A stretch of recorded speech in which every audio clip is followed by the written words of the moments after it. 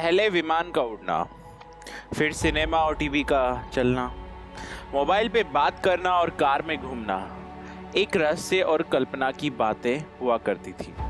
आज इसके आविष्कार से दुनिया तो बदल गई है, लेकिन आदमी वही मध्ययुगीन सोच का ही है।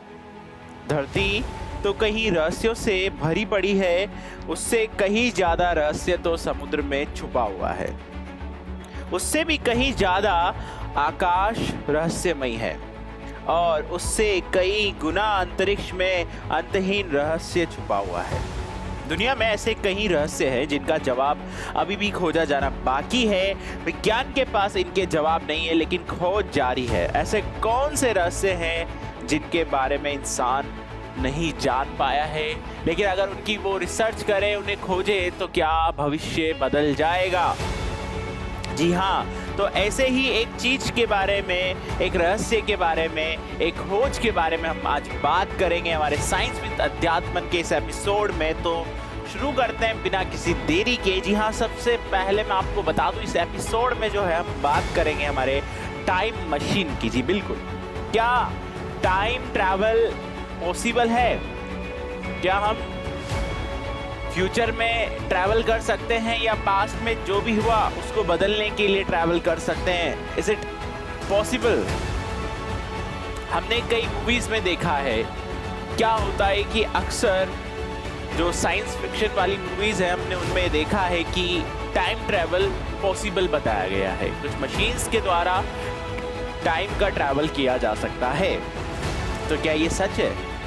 उसी के बारे में हम बात करते हैं कि समय की सीमाएं लांघकर अतीत यानी पास्ट और भविष्य में पहुंचने की कल्पना तो मनुष्य करता रहा है। भारत में ऐसे कई साधु संत हुए हैं जो आंख बंद कर अतीत और भविष्य में झांक लेते थे। अब सवाल यह है कि ये काम मशीन से कैसे हो? इंग्लैंड के मशहूर लेखक H.G. वेल्स ने 1895 में द टाइम मशीन नामक एक उपन्यास, जो नॉवल है, उसको पब्लिश किया था। तो समूचे यूरोप में तहलका मच गया था। उपन्यास से प्रेरित होकर इस विषय पर और भी कई तरह के साहित्यकार या राइटर जो हैं, सब ने मिलकर काफ़ी कॉन्सेप्ट रेडी किए और कुछ कॉन्सेप्ट में तो हॉलीवुड जैसी मूवीज भी बनी। टाइम मशीन अभी भी एक कल्पना है। टाइम ट्रेवल और टाइम मशीन ये एक ऐसे उपकरण की कल्पना है जिसमें बैठकर कोई भी मनुष्य भूतकाल या भविष्यकाल के किसी भी समय में अपनी पूरी मानसिक और शारीरिक क्षमताओं के साथ जा सकता है। अधिकतर वैज्ञानिक मानते हैं कि यह कल्पना ही रहेगी, कभी हकीकत नहीं बन सकती, क्योंकि यह अतार्किक बात है कि कोई कैसे अतीत में या भविष्य में जानकर या वहां जाकर के अतीत या भविष्य के सच को जान सकता है, उसे बदल सकता है। और इसी पे सबसे बड़ा क्वेश्चन मार्क है कि क्या ये संभव है? टाइम मशीन की कल्पना भी भारतीय धर्म ग्रंथों से प्रेरित है। आप सोचेंगे कैसे? वेद और पुराणों में ऐसी कई घटनाओं का जिक्र है जिससे कहा गया है कि कोई व्यक्ति ब्रह्मा के पास मिलने ब्रह्मलोक गया और जब वो धरती पर वापस लौटा तो यहाँ एक युग बीत चुका था। अब ये सवाल उठता है कि कोई व्यक्ति एक युग तक कैसे जी सकता है? इसका जवाब है कि हमारे समय की अवधारणा धरती के मान से है, लेकिन जैसे ही हम अंतरिक्ष में जाते हैं समय बदल जाता है। जो व्यक्ति ब्रह्मलोक होकर लौटा उसके लिए तो उसके मान से 1 वर्ष ही लगेगा, लेकिन उक्त 1 वर्ष में धरती पर पूरा एक युग खत्म हो जाता है।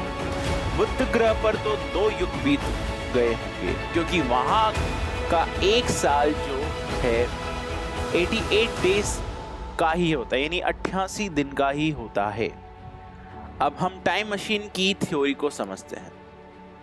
पहले यह माना जाता था कि समय निरपेक्ष और सार्वभौम है, अर्थात सभी के लिए समान है। यानी यदि धरती पर 10 बज रहे हैं तो क्या ये माने कि मंगल ग्रह पे भी 10 ही बज रहे होंगे? लेकिन आइंस्टीन के सापेक्षता सिद्धांत के अनुसार ऐसा नहीं है। समय की धारणा अलग अलग है।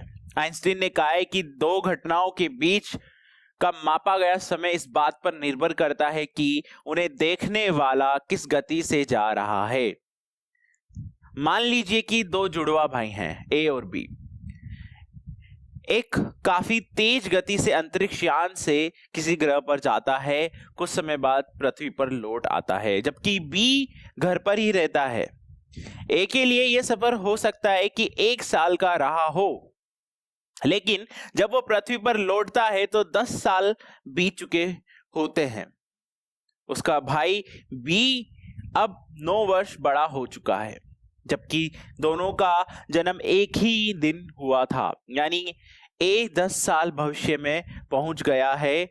अब वह पहुंचकर वहीं से धरती पर चल रही घटना को देखता है, तो वह अतीत को देख रहा होता है।